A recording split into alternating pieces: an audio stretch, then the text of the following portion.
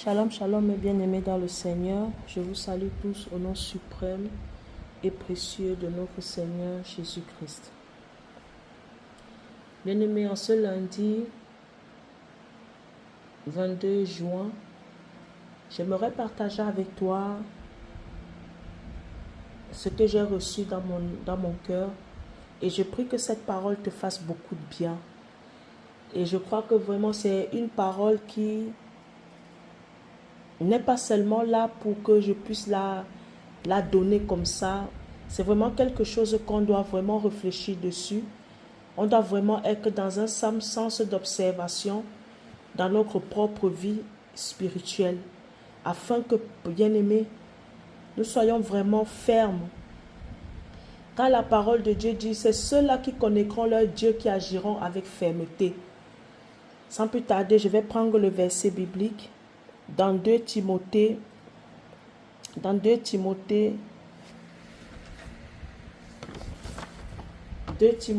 3, verset 1 à 9.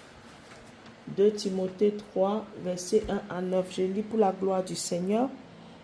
Sachez que dans les derniers jours, il y aura des temps difficiles, car les hommes seront égoïstes, amis de l'argent, fanfarons, hautains, blasphémateurs, rebelles à leurs parents, ingrats, irréligieux, insensibles, déloyaux, calomniateurs, intempérants, cruels, ennemis de gens de bien, traîtres, emportés, enflés d'orgueil, aimant le plaisir plus que Dieu, ayant l'apparence de la piété, mais régnant ce qui en fait la force. Éloigne-toi de ces hommes-là. Bien-aimés, je vais d'abord m'arrêter là. Écoutez, quand nous écoutons cette parole, c'est l'apôtre Paul qui est en train de parler à son fils dans la foi, Timothée, parce qu'il le dit, Timothée, mon fils. C'est l'apôtre Paul qui est en train de parler à Timothée. En fait, il est en train de conseiller Timothée. Il est en train de donner des conseils. Il est en train de faire des recommandations à Timothée. Il est en train d'attirer l'attention à Timothée dans le siècle où Timothée se trouvait, dans le siècle où ils étaient. Parce que Timothée est un nouveau converti. C'est comme si Timothée était en formation. Et puis même pendant le temps de cette formation, ou bien Timothée avait été envoyé. Et pendant que Timothée est envoyé, l'apôtre Paul continuait à veiller sur la conduite de Timothée, sur l'état d'âme, sur l'âme, sur le cœur de Timothée, pour pas que Timothée soit un homme de Dieu qui s'autosuffit, un homme de Dieu qui, comme la parole de Dieu nous dit, qu'on ne doit pas se conformer au siècle présent, mais que que notre intelligence soit renouvelée. En fait, l'apôtre Paul était un dévancier pour Timothée. Il est venu comme Jean-Baptiste est venu aplanir les sentiers de notre Seigneur Jésus-Christ. Le rôle de l'apôtre Paul, il avait aplani les sentiers en donnant les conseils à Timothée, en le formant. L'apôtre Paul était là pour venir aider et pour venir en fait aider Timothée à aller plus vite. L'apôtre Paul a fait gagner du temps à Timothée. C'est pour cela qu'il est très important, bien aimé, d'avoir des dévanciers. Avoir des personnes là qui sont là pour nous aider par leur expérience de la vie. Par leur expérience, par ce par quoi elles sont passées. Elles vont beaucoup nous aider à avancer, à ne pas tomber dans les mêmes pièges que peut-être elles sont tombées, ou bien à éviter certains pièges que eux aussi ils ont évités. C'est très important d'avoir des exemples, d'avoir des personnes qui ont eu des expériences, des personnes qui ont eu des expériences dans la foi, des expériences réelles, pas des expériences inventées, pas des expériences qu'elles ont entendues des uns et des autres, mais des expériences qu'elles-mêmes elles ont vécues. Bien aimé, ce n'est pas ça mon message, mais voilà, je me laisse guider par le Saint-Esprit, je me laisse conduire par le Saint-Esprit, par mon cher Saint-Esprit. C'est très important d'avoir les dévanciers, d'avoir des personnes qui vont nous aider, qui vont aplanir nos sentiers, qui vont nous aider à courir, à voler comme un aigle, à aller plus loin, à ne pas nous attarder sur, à ne pas encore être là à combattre des choses, à éviter les choses que normalement nous sommes censés éviter. C'est pour ça qu'il est important, bien-aimé, d'être humble, de refouler, de chasser, de renoncer à toute forme d'orgueil. À renoncer à toute forme d'orgueil, à être des personnes qui voulons apprendre, qui avons cette soif, ce soupir-là, même si Dieu nous utilise comment, de toujours soupirer à apprendre, de toujours écouter les conseils. Mais je dis ceci, il faudrait que c'est le Saint-Esprit qui nous inspire les gens qu'on doit suivre. Parce que le jeune prophète a écouté le vieux prophète. Le jeune prophète s'est trouvé mort. Parce que le jeune prophète a obéi à la voix du vieux prophète, qui était un homme aigri, jaloux, au lieu d'écouter la voix de Dieu. Parce que Dieu ne change pas sa parole. Si Dieu t'a dit A, il restera fidèle à A qu'il t'a dit. Mais le jeune prophète, certainement, n'avait pas une profonde intimité avec le Seigneur. Voilà pourquoi il s'est laissé enrôler, manipuler, mentir par le vieux prophète. Le vieux prophète, on voyait qu'il avait de l'expérience. Donc, il a utilisé ça en sa guise. Mais ça a perdu le jeune prophète. Bien-aimé, je veux dire ceci à une personne. En ces fins des temps, le fruit de l'esprit et ses manifestations seront les éléments que nous aurons besoin pour faire asseoir notre caractère en Christ, pour faire asseoir nos principes, pour faire asseoir nos valeurs dans la marche, pour que nous soyons des véritables et des authentiques enfants de Dieu, serviteurs et servantes de Dieu. Bien-aimés, quand nous regardons ce verset biblique, ce n'est pas un truc qui date de maintenant. À l'époque de l'apôtre Paul, ça datait, mais ce n'était pas pire que maintenant. Bien-aimé, c'est pour dire ceci à une personne. Tu as besoin de développer le fruit de l'esprit et ses manifestations en toi. Tu dois soupirer, avoir soif de manifester le fruit de l'esprit.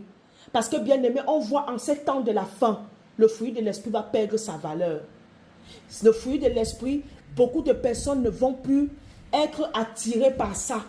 Ils vont plutôt être attirés par les œuvres de la chair, les œuvres mortes. La déloyauté, ça fait partie des œuvres mortes de la chair. L'intempérance, l'insensibilité, la rébellion, ça sera les calomnies, les médisances, ça sera des choses ce sont des caractéristiques qui proviennent des œuvres de la chair, des œuvres mortes, des personnes qui n'ont pas Jésus-Christ. Bien-aimés, nous devons nous asseoir et développer le fruit de l'esprit et ses manifestations.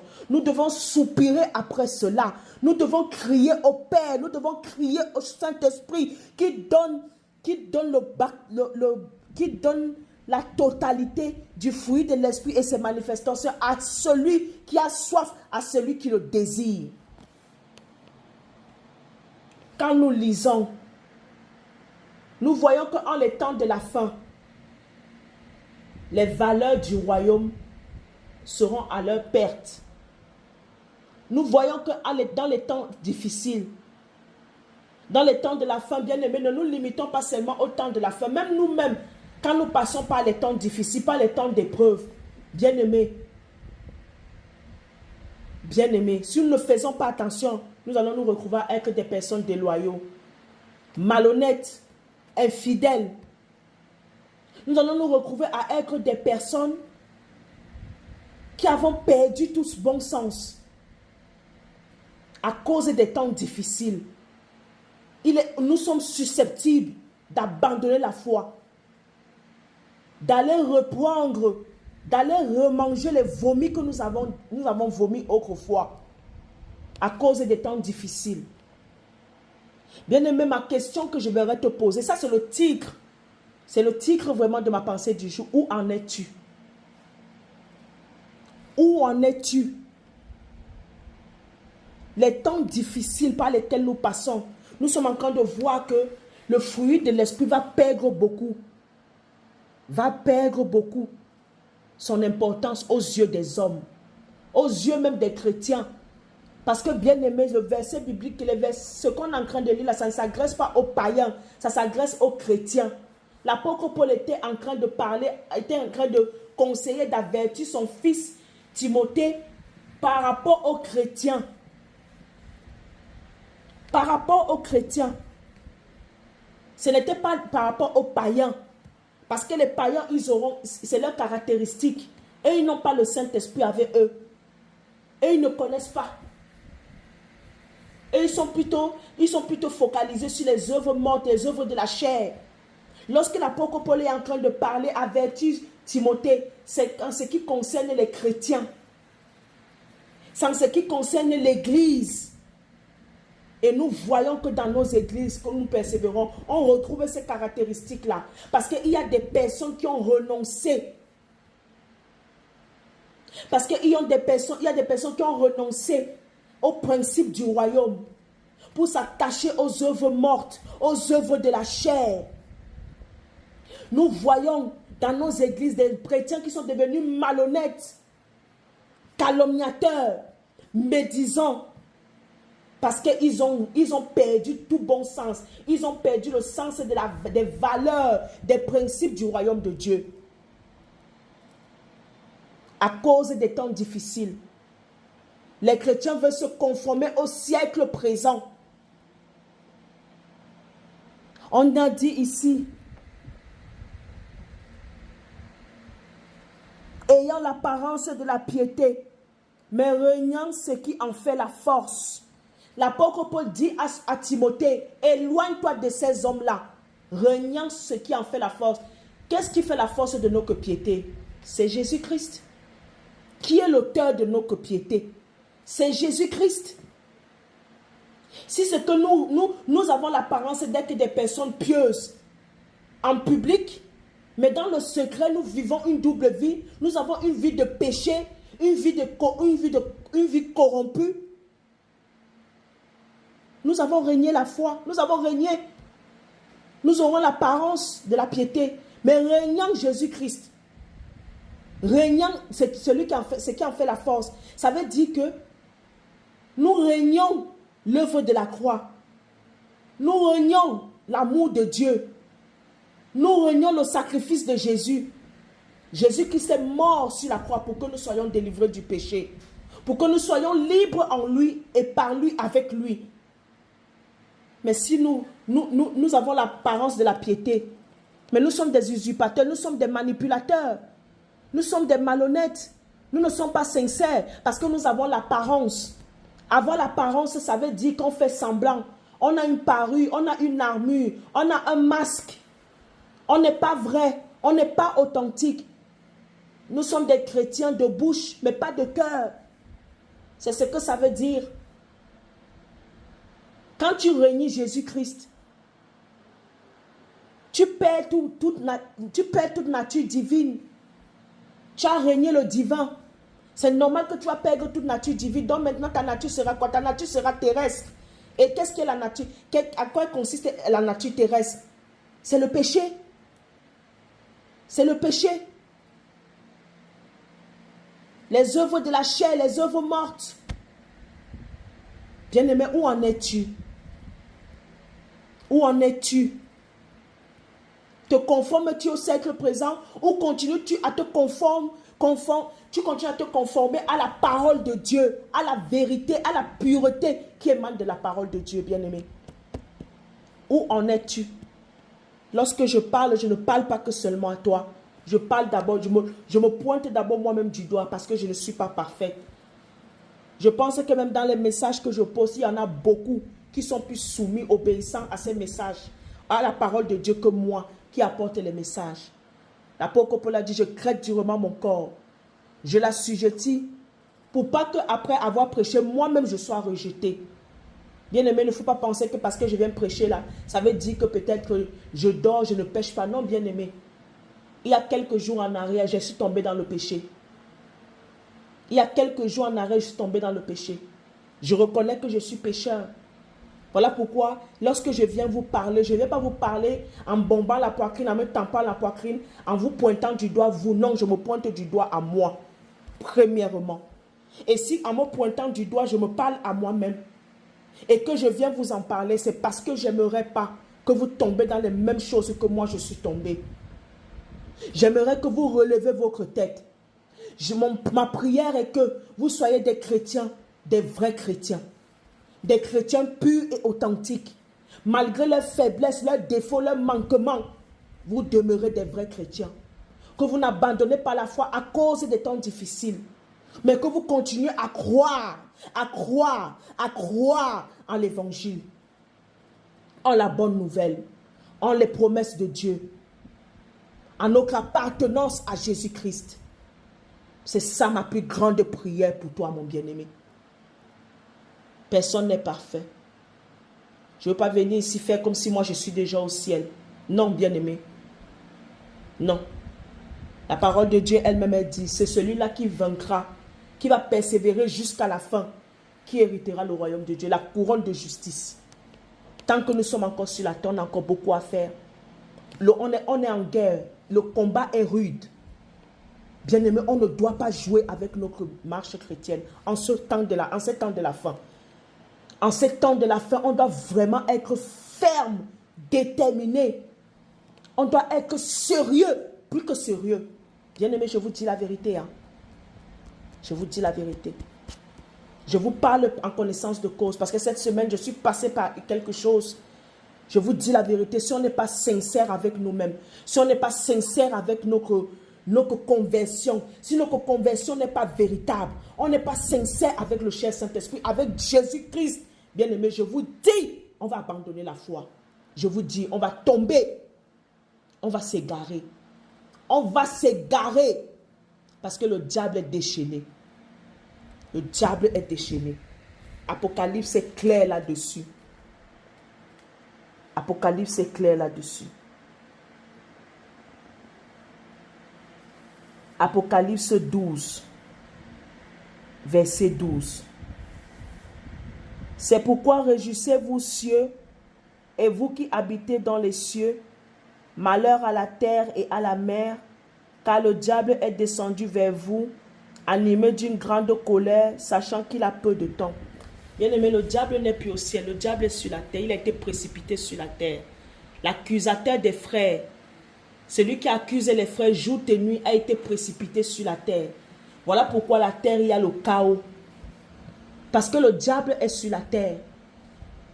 Le mal a pris de l'ampleur, bien-aimé. Je me suis rendu compte que le bien est appelé mal, le mal est appelé bien. Lorsque tu fais du bien, l'être humain ne trouve pas que ce que tu fais, c'est bien.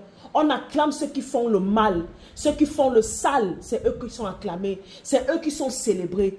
Mais nous n'avons que faire de cela, bien-aimés. Tant que le ciel nous acclame, tant que Dieu, sur son trône élevé, Jésus-Christ qui est assis à la droite du Père, nous acclame. C'est ce qui est le plus important. Alors, bien-aimés, veillons à ce que c'est le ciel qui puisse toujours continuer à nous acclamer et non les acclamations des hommes. Parce que l'homme peut t'acclamer, mais Dieu ne t'acclame pas. L'homme peut t'acclamer pour te manipuler, séduire, pour te faire perdre le bon sens. L'homme peut te manipuler pour t'égarer, pour te détourner de la vérité, pour te détourner de la véritable nature, de ta véritable nature. Faisons très attention, bien-aimés. Faisons vraiment très très attention à cela. Et moi, je vous parle avec un cœur sincère. Faisons vraiment, vraiment, vraiment attention à cela, bien-aimés.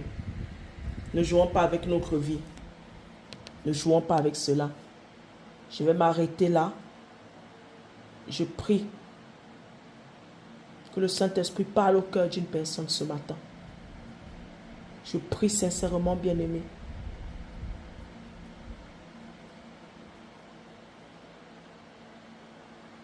Que nous soyons des chrétiens qui avons décidé que nous sommes devenus chrétiens pour aller au ciel, pour passer notre éternité avec Jésus. Lorsque le son final de la trompette va sonner, Que nous soyons ceux-là qui allons alors rencontrer notre époux dans les airs. Que personne ne puisse rester sur cette terre. Mais que nous tous, nous nous retrouvons là-bas au ciel. Dans les airs. Avec notre époux. Qu'on a tant attendu, tant cherché, tant soupiré. Ah oui, bien-aimé, c'est ma prière pour toi. Je vais m'arrêter là. Que Dieu te bénisse abondamment. Paix et grâce dans ta vie. Au nom suprême de Jésus-Christ. Amen.